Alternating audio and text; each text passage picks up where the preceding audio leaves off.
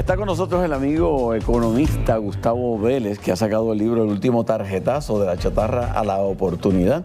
Aparte de que mantiene constantemente una conversación con el público a través de una columna en el periódico El Nuevo Día, sí, ¿verdad? Sí. Y me parece que el momento es propicio. Estamos en un momento donde la gente está con ciertas interrogantes de si lo que se acaba de acordar, no aprobar, sino acordar, nos va a resolver, y si nos resuelve, ¿por cuánto tiempo? ¿Por cuánto tiempo? Vamos a suponer que se aprueba el 11.25, vamos a suponer que se aprueba el 4% adicional de IVA en algunos servicios. ¿Para cuánto da eso? En esencia, Silverio, eso lo que compra es 9 meses, quizás un año de tiempo. Lamentablemente, todo este proceso se ha manejado de forma política. No hemos mirado los fundamentos de la problemática, Cuando las tú raíces. dices política, estás hablando de que tanto las decisiones de un bando como del otro, y todo el mundo que usualmente político mete la cuchara, hay un ingrediente de las elecciones que vienen que permea la discusión. Así es, así es. Toda esta discusión, lamentablemente, está predicada en objetivos políticos, electorales de corto plazo. Por un lado, el gobierno quiere ser reelecto, por otro lado, la oposición no quiere que el gobierno sea reelecto. Entonces, en ese se cancela la discusión, se cancela el esfuerzo.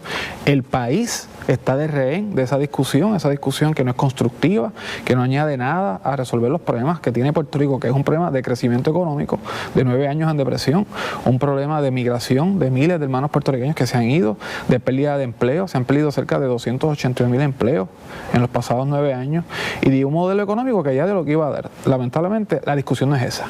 Y ahora, pues, aterrizamos en un acuerdo que es un parcho, y yo creo que el país tiene que reexaminar si queremos seguir en esta discusión destructiva o buscamos una ruta alterna.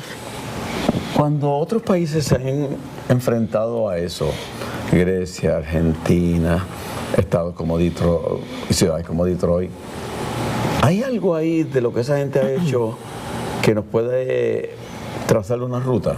Sí, obviamente el caso de Puerto Rico es muy único por las circunstancias políticas, las circunstancias económicas. Aquí en el libro yo examino lo que le pasó a Nueva York, que quebró en los 70, crearon una comisión que permitió habilitar una ruta diferente y salvar a la ciudad. El gobierno federal entró al final por el miedo de que colapsara Nueva York, se llevara a los bancos enredados.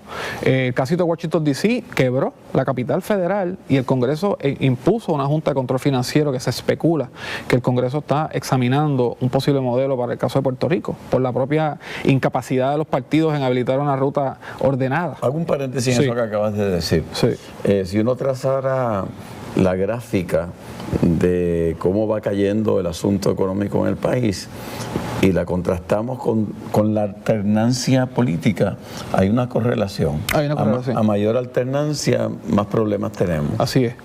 Porque no hay un pacto, Silverio, ¿sabes? No hay un pacto social, un pacto de compromiso con el país. Que pueda prevalecer por encima de los cambios electorales, por encima de lo que llamamos en el libro el canibalismo político, de que siempre hay una voracidad por ganar las elecciones a costa del bienestar del país a largo plazo. Esté bien o esté mal, se toma una decisión y nos vamos con el IBU 11.25 y qué sé yo, inmediatamente salta la oposición y dice, si yo gano lo quito. Exacto. Imagínate, el mensaje que se le envía a los inversionistas es terrible, ¿no? Y llevamos tres cuatrienios, 3 gobernadores anteriores de 4 años, justo en el peor momento económico y fiscal que el país ha tenido en su historia moderna, Silverio. El país tiene que entender que estamos viendo la peor crisis que el país ha tenido en su historia, aún más mala que la crisis de los 30, cuando la Gran Depresión, que colapsó el modelo agrícola y dio paso a lo que fue Operación Manos a la Obra, que fue el modelo económico. Y yautías y batatas para comer. Sí, hasta cierto punto era un país diferente, y aunque la crisis fue más mala, había esa economía de subsistencia en los campos.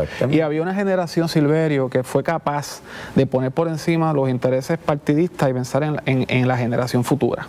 Esa clase política hoy no la tenemos. Y aquella generación, en condiciones peores a las que tenemos hoy, con más pobreza, levantó el país. ¿Por qué? Porque pensó a largo plazo, pensó en grande. Y yo planteo en el libro... Hay una diferencia entre los distintos líderes políticos. Podían diferir, pero se sentaban y hablaban, ¿no? Porque había hambre, había miseria, no había espacio para fallar. Hoy, esta generación cogió la chiringa volá. Y entonces esa generación es incapaz de construir un nuevo paradigma de pactar. Aquí pactar es sinónimo de debilidad política. Y entonces, ¿cómo tú puedes construir una solución creativa, sostenible, en medio de toda esta discusión político-partidista, donde cada sector está trincherado y se cree que tiene la verdad y que el antagonismo es lo que prevalece? No es posible. Es una blasfemia decir, me voy a sentar a negociar la deuda. Otros países lo han hecho, sí, y no se han muerto, ¿verdad? ¿Por qué el temor de decir, mire, no podemos pagar, no le voy a pagar, vamos a renegociar? Todos los países que han caído en situaciones como la de Puerto Rico, yo lo examino en el libro, Argentina, Detroit, Grecia, recientemente, todos esos países se han sentado con sus acreedores a negociar su deuda, a renegociar el pago. Hoy Puerto Rico va a pagar en el año que viene $5,000 millones en el servicio de la deuda, Silverio. Eso es más que el presupuesto de un montón de países. Eso es más que el presupuesto de un montón de países, porque el país no estaba preparado para acumular esta deuda que anda por $72,000 millones. Cuando lo coges per cápita son $20,384 per cápita. Eso es lo que debes tú, debo yo, debe cualquiera. Gerardo que está ahí, si no lo sabía, debe $20,384. Más allá de la deuda privada. No, y si lo redujéramos, no al per cápita de la población, sino a los que contribuyen. $89,181 a base de cada contribuyente. 90,000, Gerardo. Son 90,000, aumentó el ticket. ¿Sabes? No, pero es que hay veces que hay que hasta sonreírse, porque si no uno se echa a llorar. Por esa es la magnitud, Silverio, y lo que yo provoco con este libro es que el país entienda que esto no es un issue de los ricos de Atorrey, esto es un issue de todos. Esto es un issue de los viejitos que tienen dinero invertido en estos fondos mutuos. Se echaban tanto los Fonalleda como Gerardo, para poner los dos extremos. Todos se van por el precipicio. Claro. Y los rojos y los azules, todos nos vamos. Exacto. ¿Sabes? Esto no va a salvar PNP o populares, nos vamos todos.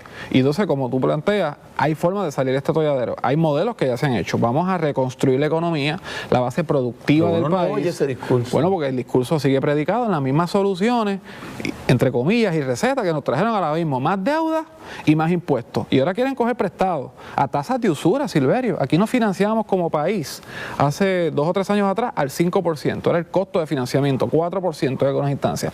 Hoy, por todas estas degradaciones a chatarra, es al 9, 10, 11%, Silverio, con los fondos buitres. Estas discusiones se tenían en el momento en que participabas del equipo asesor del gobernador Aníbal Acevedo Vilá. ¿Había un poco de estas discusiones con respecto a lo que se veía venir o tampoco?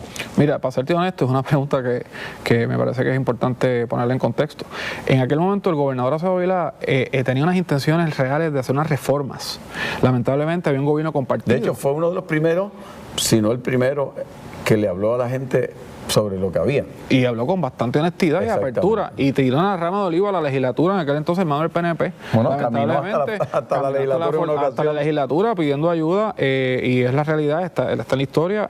Algunos sectores de esa legislatura no quisieron escuchar. Se cerró el gobierno. Política de nuevo. Exacto. Para facturar para las próximas elecciones. Algunos sectores fueron más abiertos, el país sabe, ¿verdad?, con lo que ocurrió, pero otros sectores se trancaron a la banda, cerró el gobierno, se puso un IVO a la carrera, pensando que era 5.5, resultó ser 7%. Y hoy, 9 años después, el país está en una situación mucho más grave de la que estábamos en el 2006. Y ahora, Silverio, lo que planteo en este libro es cómo nosotros buscamos una ruta alterna. ¿Cuáles serían 3 puntos importantes de esa ruta alterna? Número 1, hay que hacer un replanteamiento del modelo económico. ¿Cuáles son los sectores que en efecto pueden crecer? La agricultura, la manufactura puertorriqueña, está en el libro, la informática, el turismo de la salud, sectores productivos que aún tienen vitalidad, que el país es competitivo. En segundo lugar, reformular el gobierno, reformular la estructura gubernamental. Es un tema complicado, es un tema que no es fácil, un tema que va a requerir una gran voluntad, pero el gobierno no puede gastar $10 billones. En tercer lugar, reestructurar la deuda, sentarnos con los acreedores a renegociar los términos, fortalecer la economía, restablecer la capacidad de repago de la deuda de Puerto Rico y hacer un plan con metas de mediano y largo plazo, donde hay un pacto de país. Yo culmino el libro hablando del famoso pacto de país, que suena utópico, suena idealista, pero ningún país, Silverio, yo he examinado otros países, ha salido de una crisis como esta a tiro limpio, culpándose unos a otros. Irlanda en los 80 pactó. Nueva Zelanda pactó. Y son economías que están creciendo a tasas económicas formidables.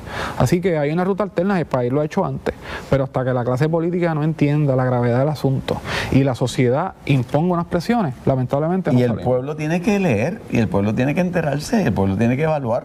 Por eso este libro, el último tarjetazo de la chatarra a la oportunidad, pues parte de la aportación que se hace a esa discusión. ¿Dónde se puede conseguir? ¿Ya El libro está en todas las librerías, vete a Books Café de Plaza Las Américas, Plaza Carolina, está en AC Books, está en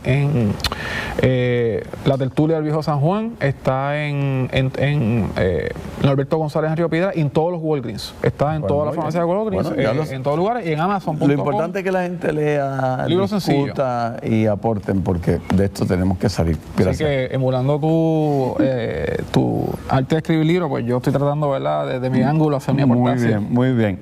Gerardo, 90,000 pesos debes. Nada. ¿Cuándo vas a empezar a pagar? Añádele a esa deuda, y la voy a negociar, aunque la termine de pagar no sé cuándo, pero añádele a esa deuda lo que cuesten los libros para llevárselos a la legislatura, para que nuestros amigos lo lean y hagan lo que tengan que hacer. Amigos, pueden enterarse de nuestros invitados y tener acceso a fotos del programa Tras Bastidores en nuestra página de Facebook, que es lo que hay, o visitar www.silverioperezpr.com. Hacemos una pausa y al regreso está con nosotros Luis Rodríguez Sánchez, con quien conversamos sobre el proyecto Enclave de Poesía, y más adelante está también con nosotros Lourdes Miranda de Miranda Foundation. Con esto y más regresamos en breve a ¿Qué es lo que hay?